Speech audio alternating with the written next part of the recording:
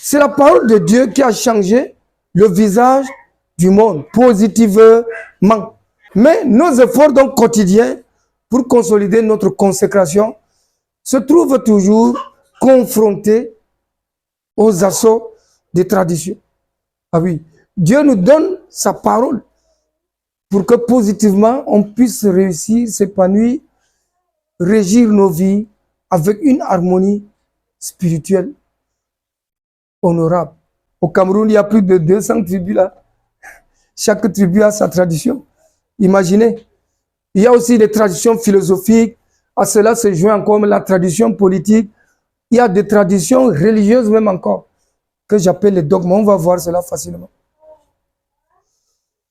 Donc, la tradition est généralement désignée comme des connaissances pratiques transmises de génération en génération.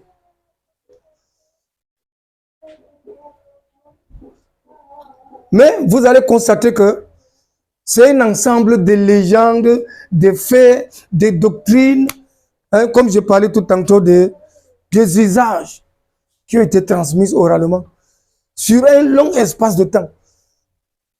Quelque chose qui commence par un individu. De nos jours, vous allez voir que c'est plus d'1 milliard de gens qui croient à ça. C'est comme ça que certaines religions sont nées. C'est comme le football. Le football a commencé. Aujourd'hui, vous voyez combien de milliards de personnes pratiquent le football. Ce n'est pas donc la quantité qui détermine la qualité.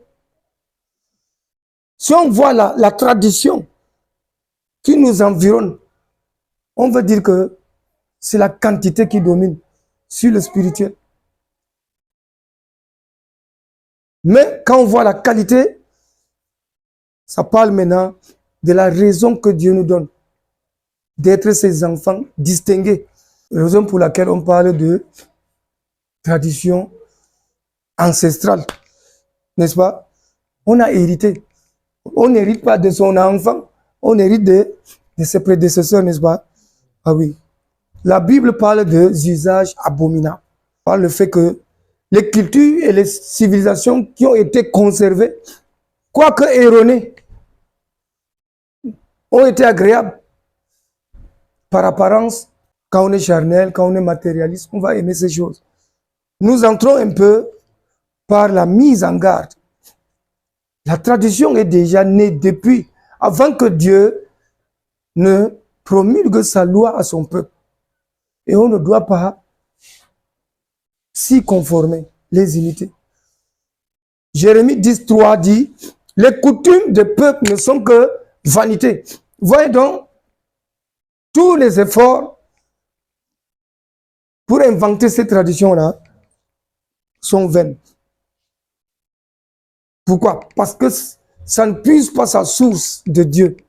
Tout ce qui n'est pas issu de Dieu est vanité. Je peux faire quelque chose, un dessin, tout ça là, n'est-ce pas? On admire, mais c'est vanité. Mais quand Dieu me dit de faire un dessin, ce n'est pas vanité. Il sait pourquoi il m'a dit de faire. Il y a ce que Dieu nous dit de faire et ce qu'il ne nous a pas dit de faire. Beaucoup pensent que comme aujourd'hui, certaines choses sont bien à dire, bien à faire, c'est forcément de Dieu, non. Il y a de bonnes choses qu'on peut faire sur terre. Mais ça ne regarde, Dieu s'en fiche. Cela l'importe peu.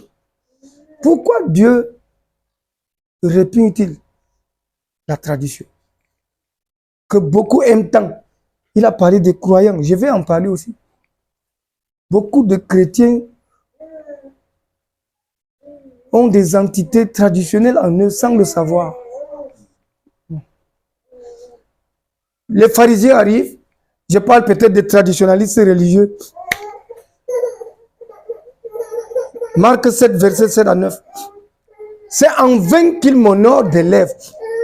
Voilà les croyants qui arrivent donc devant Jésus, ou bien devant Dieu pour l'adorer. Mais ils l'adorent en vain des lèvres, en donnant des préceptes qui sont des commandements d'hommes. Voilà ce qui les disqualifie. Marc 7, verset 7 à 9. Donc, quand on a régi notre approche vers Dieu par des commandements humains, par les formalismes humains, ils considèrent cela comme une vanité. On l'honore en vain. J'ai conçu à ma manière pour adorer Dieu. Non. Il y a les enseignements sur l'adoration. Il y a les enseignements sur la louange, sur la prière. On doit respecter ces normes. Ce n'est pas qu'on invente. C'est là le danger. Au verset 8, il dit, vous abandonnez le commandement de Dieu et vous observez la tradition des hommes. Ça veut dire qu'il y a des gens maintenant qui ont épousé la tradition et ils ont divorcé avec le commandement de Dieu. Ils ont abandonné pour observer la tradition. Pourquoi? Abonnez-vous à la chaîne YouTube Prophète Anissé Loabé officiel pour ne rater aucune de nos prochaines vidéos.